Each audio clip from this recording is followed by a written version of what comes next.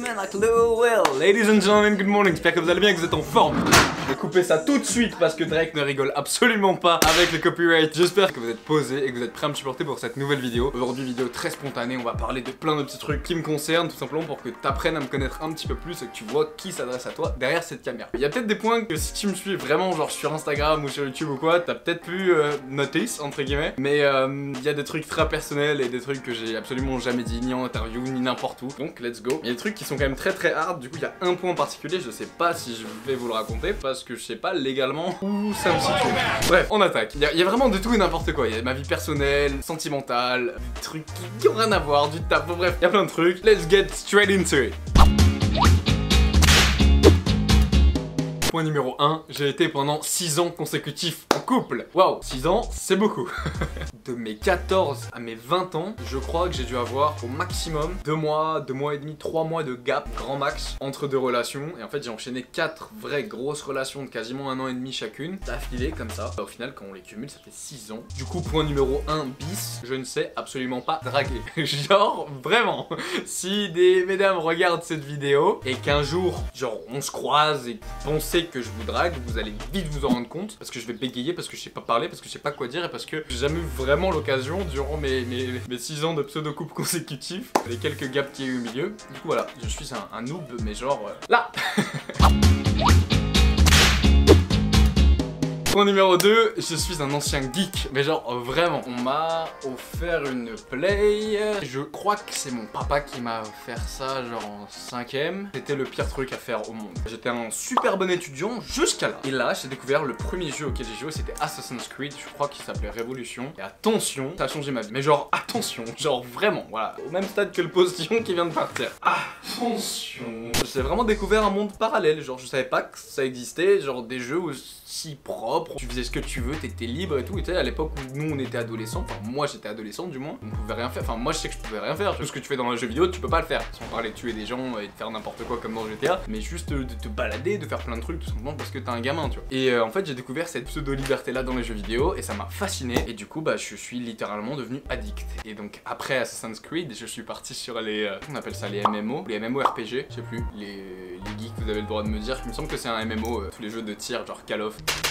Ou un RPG, je sais plus du tout. Tous les jeux de tir genre Call of, je suis parti sur. Il y a un hélicoptère mais je sais pas si vous l'entendez, c'est pas grave, on continue. Je suis parti sur Modern Warfare 1, Modern Warfare 2, Black Ops pour les connaisseurs. Et là ma vie s'est littéralement transformée en un désastre. Je suis passé d'un mec qui connaissait pas les jeux vidéo à un mec qui pendant genre 2-3 ans jouait le week-end genre des coups de 12 heures par jour. Vraiment je me réveillais, je jouais, je faisais toute ma journée comme ça. Des fois je mangeais pas pour jouer. Il me semble que j'étais vraiment pas mauvais du tout en plus. Il faudrait que j'essaie de vous retrouver 2-3 trucs. Je dois avoir encore 2-3 killcams dans ma PS3 qui sont sauvegardés par-ci par-là. Mais vraiment j'étais pas mauvais parce que petit coco les jeunes d'Asiat. Tandis que je me butais presque avec le même investissement que je mets dans mon taf maintenant. Mais à l'époque dans du coup Call of, honnêtement c'était plutôt cool. Et je me suis juste même pas vu petit à petit devenir accro à ça. Et je me rappelle même qu'un jour mon père m'a dit je te donne 100 € si t'arrives à arrêter de jouer pendant 3 jours. Et je l'ai douillé, genre j'ai mis ma play, je suis allé la ranger dans sa chambre. À chaque fois qu'il partait au taf, il la ressortait et je jouais et ça il le savait pas. Du coup j'ai quand même pris ces 100 € pour 3 jours. Mais bref, c'était juste pour dire à quel point j'étais accro. Franchement cette époque là, waouh. Quand j'y repense, c'était vraiment hardcore. Ça m'a quand même fait rencontrer mon frérot avec qui on a fait la vidéo de l'épilation. Donc je regrette absolument pas. Et puis en vrai, on critique beaucoup les gamers, mais il y a plein d'études, il y a plein de stats qui montrent que les gamers ont un seuil de concentration et une attention différente. Et en gros, c'est toutes les choses sur lesquelles on est capable de se concentrer en même temps. Et bah tu le comprends, de toute façon, moi je sais que je joue à Overwatch de temps en temps en ce moment quand j'ai besoin de me vider la tête. Et tu comprends que quand t'es là et que tu vois un sniper qui est là-haut, qui est en train de te viser une tête, et que derrière toi t'entends qu'un mec il est en train de te mettre son ulti et que tu vas te prendre un coup de chlasse, bah en fait t'es obligé de toi d'avoir 15 réflexes en même temps et de te dire qu'est-ce que je fais. L'air de rien, ça aide tout ça à aller un petit peu plus vite. Donc en vrai, il y a quand même un bon petit côté des jeux vidéo qui permettent de se mettre en off et qui permet aussi de développer des réflexes. Donc je pense que de manière modérée, ça peut être intéressant de le rajouter dans son lifestyle, même de businessman, même de mec qui bosse, même de gars qui a pas le temps tout simplement. Donc voilà, peut-être que j'essaie juste de me rassurer que j'ai le droit d'un peu jouer aux jeux vidéo dans ma vie, je sais pas. Troisième point, j'ai perdu 2 copines à cause de mon travail. Enfin, pas de mon travail directement, mais de mon rythme de vie. Je le dis avec le sourire, mais au moment où ça s'est passé, j'étais pas trop dans le même mood, on va dire. Pas besoin de rentrer vraiment dans les détails pour que tu comprennes ce point. Mais en gros, c'est juste que j'avais tellement un mode de vie, en mode il faut que je bosse, il faut que je fasse de l'argent, il faut que je me développe. Enfin, si tu connais un petit peu mon passé, tu sais pourquoi, et on va en parler juste après, du coup ça fera peut-être tilt dans ta tête. Et du coup, il y a un proverbe qui dit The best you are at something, the worst you are at everything. Et en fait, c'est exactement ce qui s'est passé parce que plus je devenais bon dans mon taf, plus je signais de contrats, plus je faisais de thunes d'un côté, plus inconsciemment je délaissais mes copines. Et Dieu sait que les femmes ont besoin d'attention, donc voilà. Point numéro 4, j'ai toujours voulu avoir de l'argent. Mais genre vraiment, toujours. Pour récapituler ma situation, c'est que je pars de tout en bas. Genre tu creuses, tu plonges. Et là, niveau financier, j'étais à peu près par là quand je suis arrivé dans la vie. Genre il y a 2 ans, à l'heure actuelle, j'étais encore étudiant boursier échelon max. Ça veut dire que l'État me payait pour aller en cours de la bourse la plus grosse qu'il y a. Donc c'est pour dire à quel point financièrement je pars de vraiment bas. Et en fait, dans mon éducation, j'ai toujours eu, donc ça je pense que c'est le côté très asiate et le fait que j'ai perdu ma mère quand j'étais jeune, principalement par rapport à des problèmes d'argent. Et ces 2 trucs combinés ont fait que depuis ma plus tendre enfance, dans ma tête, je me dis, il faut que j'ai de la thune. Et depuis que je suis gosse, j'essaie de trouver des moyens de faire un peu de thune par-ci par-là. Et je me rappelle que même au collège, je commençais à faire des petites fourberies pour grappiller genre 5, 10, 15 euros par-ci par-là. Et au final, en fait, j'ai toujours été dans le mood dans lequel je suis maintenant. C'est juste qu'avant, je le faisais avec des choses totalement différentes. Je me rappelle quand j'étais au collège, j'achetais des tickets resto à mes potes qui eux en avaient parce que je sais pas, leurs parents ils étaient traiteurs ou un truc comme ça. Je les achetais 5 euros, les tickets c'était genre 8 euros et quelques. Et vraiment, moi j'achetais en masse. Genre je me retrouvais avec.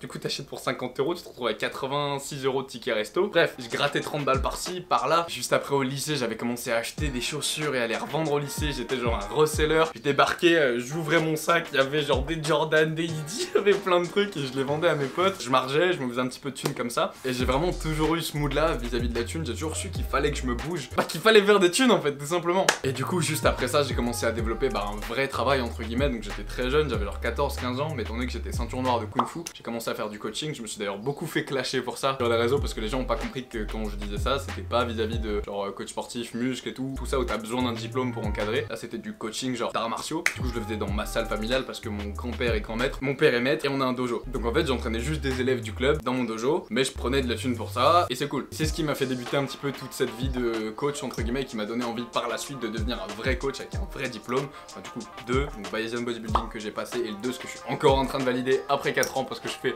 beaucoup trop de choses. Bref, tu l'auras compris, j'ai toujours fait plein de trucs pour essayer d'avoir de la thune parce que c'est vraiment ancré au plus profond de moi et inconsciemment je pense que je savais que si t'avais de l'argent tu pourrais acheter des choses mais pas du matériel, tu pourrais acheter des choses qui te permettraient d'avoir des moments, c'est à dire tu pourrais potentiellement te prendre une femme de ménage pour faire le ménage que tes parents ils font chez toi et du coup passer plus de temps avec ta mère, tu pourrais payer une maison genre sur des vacances et prendre du temps avec ta famille. C'est vraiment moi ce rapport à l'argent parce qu'on enchaîne du coup sur le point numéro 5, je suis pas du tout dépensier, je suis une vraie pince. Je voulais pas avoir de l'argent pour acheter des fringues qui coûtent cher, des trucs qui servent à rien ou me la péter, je voulais juste avoir de l'argent pour avoir cette liberté entre guillemets financière et juste pouvoir faire ce que je voulais quand je voulais. Quand je voyais mon père qui partait au boulot parce qu'il fallait qu'il fasse de la thune, dans mon idéal j'aurais trop aimé lui dire t'inquiète papa j'ai des sous pour toi, reste avec moi, viens on va jouer. Enfin quand j'étais gosse du moins. Donc voilà. Point numéro 5, pas besoin d'argumenter énormément dessus, juste que je suis une grosse pince et que je dépense mais vraiment très peu d'argent. Quand je le dépense, des trucs qui soit améliorent mon confort de vie comme le lit sur lequel je suis acheté, qui est le deuxième investissement le plus gros que j'ai fait de ma vie, mais qui permet vraiment d'améliorer ma qualité de sommeil et du coup derrière ma productivité. Donc c'est pas comme si j'avais acheté 2 paires de sneakers avec l'argent de ce lit. En gros je sais me faire plaisir mais j'ai vraiment du mal et des fois je me force presque à aller acheter 2-3 trucs, à aller offrir 2-3 restos à mes potes parce qu'étant donné que j'ai pas grandi avec de l'argent, j'ai pas appris à faire ça quand j'étais gosse, mais en soi c'est une qualité. J'apprends entre guillemets au fur et à mesure de mon avancée dans la vie à vivre avec du coup au fur et à mesure un petit peu plus de sous. Et voilà, c'est juste pas facile pour moi de dépenser parce que j'ai toujours été dans ce mood où il fallait économiser, il fallait coffrer, il fallait garder. Et voilà. Point numéro 6, pareil, je pense que tu le comprendras si tu regardes quelques-unes de mes vidéos. Je déteste les gens qui critiquent pour rien, mais même qui critiquent tout court en fait. J'aime pas les gens qui hate, encore moins la haine pas fondée et encore moins la haine quand tu connais pas, enfin la critique quand tu connais pas la personne, que ce soit des on-dit, soit un jugement, genre juste parce que tu l'as vu, juste parce que t'aimes pas comment il s'habille, juste parce que t'aimes pas comment il parle.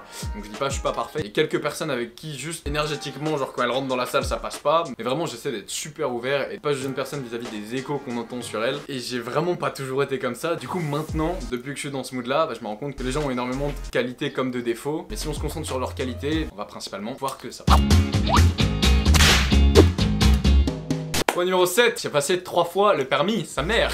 En gros, la première fois, vraiment, j'aurais dû l'avoir. Genre, je l'ai juste pas eu parce que j'étais sur un rond-point. Je suis rentré alors qu'il y avait un mec à l'autre bout du rond-point qui est rentré en même temps. La monitrice, elle m'a regardé, elle m'a dit, il fallait le laisser passer, c'est mort. Ça m'a saoulé. Bref, la deuxième fois, c'était un truc de merde comme ça aussi. Et la troisième fois, le moment où je devais, mais pas l'avoir. J'ai fait 4 fautes, genre 4 fautes, mais pas des petites fautes. Attention les fautes, hein. Genre des fautes où elle a freiné, genre je suis à un créneau où j'ai failli arracher tout le quartier. Et du coup vu qu'elle a freiné, bah moi j'avais trop la mort. Du coup après sur une route à 50, genre juste la route qui séparait l'endroit où j'avais fait le créneau de l'endroit où fallait poser la voiture, je roulais à 80 au lieu de 50. Donc autant te dire que voilà, je savais au fond de moi que c'était mort et j'avais juste qu'une seule envie, de poser la voiture et de me casser. C'est d'ailleurs ce que j'ai fait. Sans compter qu'à la fin de cette route, il y avait une prio à droite que j'ai même pas vue parce qu'à 80, je suis en ligne droite, la prio à droite. Donc j'ai fait 4 fautes genre graves, tu vois, des fautes qui normalement font que tu l'as pas. Je me rappelle quand je suis descendu, j'ai claqué la porte, j'ai même pas dit au revoir à mon moniteur, je me suis mis torse nu parce que j'avais chaud, j'avais mis un petit col roulé et tout. Et bref, je suis rentré chez moi torse nu, j'ai marché à pied de là-bas, donc du centre d'examen à chez moi, il y en avait pour 20 minutes. Et je tapais tout ce que je voyais sur la route parce que j'avais trop la mort. Et au final, je l'ai eu cette fois-là, alors que je le méritais vraiment pas. Et les fois où j'avais vraiment bossé pour l'avoir, je le méritais et je l'ai pas eu. Faut jamais vendre la peau de l'ours avant de l'avoir tué. Et faut toujours y croire d'une certaine manière. Point numéro 8, ça c'est un petit truc que si vous me suivez un petit peu sur Instagram notamment, vous le voyez très souvent quand je m'entraîne, je fais souvent des exercices pieds nus, tous les exercices de tirage genre soulevé de terre, rowing et tout ça, pour plein de raisons dont je vais pas parler maintenant parce que c'est pas le sujet de la vidéo. Vous êtes beaucoup remarqué que je n'ai jamais les mêmes chaussettes, mais genre jamais, je suis monsieur chaussettes dépareillées. Pourquoi? Tout simplement parce que je suis un gros flemmard. Je pars du principe que les chaussettes c'est super relou, parce que dans la plupart du temps c'est moi qui fais mon linge, j'ai pas de maman donc y a personne qui fait ça pour moi, enfin sans dire que c'est les mamans qui doivent naturellement faire ça, mais enfin je sais pas, chez tous mes potes ils rencontrent pas ce problème parce que bah, leur mère elle pile les chaussettes, elle les lave par deux, elle les met ensemble en boule et voilà. Et en fait je me suis toujours dit, frérot, achète genre 50 paires de chaussettes noires courtes, 50 paires de chaussettes blanches courtes, 50 noires longues, 50 blanches longues, et au final quand tu fais tes lessives, bah c'est toutes les mêmes, donc tu prends toutes les blanches, tu les laves toutes ensemble, et tu prends toutes les noires, tu les laves toutes ensemble et c'est cool, et tu pourras piocher n'importe où. Sauf que bien sûr j'ai jamais eu le temps d'acheter 50 paires, et je sais même pas pourquoi je l'ai pas fait, d'ailleurs je dois pas le faire, et du coup bah je me retrouve tous les jours avec des chaussettes dépareillées, tout simplement parce que je lave toutes mes chaussettes blanches ensemble, sauf qu'il y en a des comme ça, des comme ça, des comme ça, il y en a des grisâtres, des blanches, bref, c'est dégueulasse, et du coup j'ai genre jamais les mêmes chaussettes parce que j'ai zéro time dans ma vie. Ah, point numéro 9, alors celui-là je sais pas si justement je rentre dans les détails parce que c'est celui qui me... J'ai failli tuer quelqu'un, vraiment, en version très brève. J'étais avec ma première copine, du coup avec qui je suis resté 1 an et demi. Et un mec, en fait avec un groupe de mecs qui était venu l'embrouille et je me rappelle plus de tous les détails parce que ça remonte à il y a 7 ans. Mais en gros il y avait un groupe de mecs qui était venu l'emmerder et qui lui avait énormément manqué de respect, qui l'avait poussé. Et du coup le ton a commencé à monter, on s'est battu. Je me rappelle juste que la dernière action qui s'est passée c'est que genre la sécu m'a pris pour m'enlever. Parce que, pas pour faire le mec, mais il avait vraiment pris super cher. C'était la première fois que je me battais dehors, pas dans des conditions d'arts martiaux. Et ça a absolument rien à voir. Et bref, à la fin, ça s'est fini que la sécu est venue, m'a prise, m'a emporté. Et en partant, j'ai tendu mon pied dans sa tête. Et en fait, c'était juste un réflexe du kung fu de mettre des coups de pied à la tête. Parce que normalement, on touche tranquille et ça fait jamais vraiment mal. Tu te prends un petit talon dans la gueule et c'est mignon, tu vois. Et là, en fait, réflexe. Et en fait, j'ai senti que si je continuais de raconter mon histoire, les flics allaient débarquer. Et qu'en plus, la vidéo ne serait pas monétisée. J'ai été choqué parce que j'avais juste pas réalisé ce qui venait de se passer. Et en fait, je lui ai fait un gros câlin et je l'ai remercié d'avoir été cordial avec ma meuf. Je regrette à l'heure actuelle, parce que c'était il y a 7 ans et qu'on était tous les deux des gamins. D'ailleurs bah gros si tu vois cette vidéo, je suis désolé de tout ça et... Comme tu le sais, bah t'étais pas tout blanc mais on était juste des gamins un peu cons et je suis vraiment pas pour la violence et après j'ai encore plus appris à me canaliser du fait que bah maintenant je suis ceinture noire 2e dan de Kung Fu, je vais bientôt passer ma 3e dan. Inch'Allah je touche du bois. Hop, la guitare. Du coup c'est un des premiers trucs que t'apprends dans les arts martiaux, t'apprends à justement te canaliser et juste pas faire d'actions comme ça. 3 derniers points que je fais super vite parce que comme d'habitude je parle beaucoup trop. J'oublie toujours toutes les dates d'anniversaire de mes proches. J'ai une excuse pour ça mais pour que vous le compreniez en fait depuis que je suis gamin je suis comme ça, j'ai juste... La plupart du temps je sais même pas quel jour on est et quelle date on est, donc 2 fois même, j'ai même oublié mon propre anniversaire. Donc à partir de ce moment là, on peut comprendre que je peux oublier celui des autres, non.